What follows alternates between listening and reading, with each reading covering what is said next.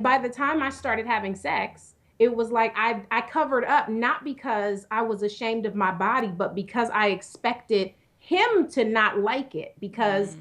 that's what the messaging I had been given over and over and over again. So I kind of grew out of it. Eventually, I got in a relationship where, because I was comfortable with my own nudity alone, but I Hmm. did grow into being comfortable in nudity with other people.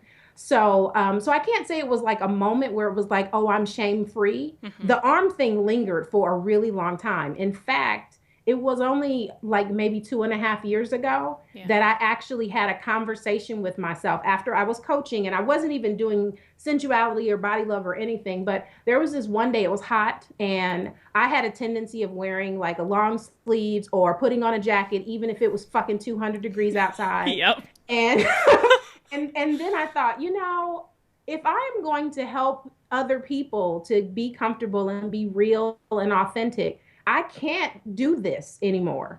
And I was going to lunch, and so I put on a cute tank top that I had never worn, that had been in my drawer forever because it was sleeveless, and I brought my jacket just as a safety.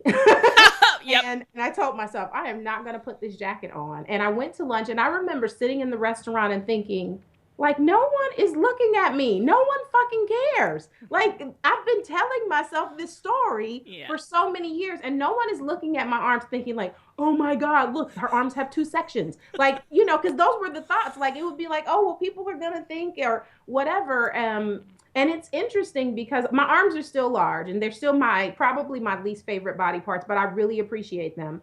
But after that, like, there's been a shift in, I haven't lost weight on the scale, but when people look at me, they're like, oh my God, like, you look great. And a lot of it really was, one, letting go of stress and accepting myself, like all of me,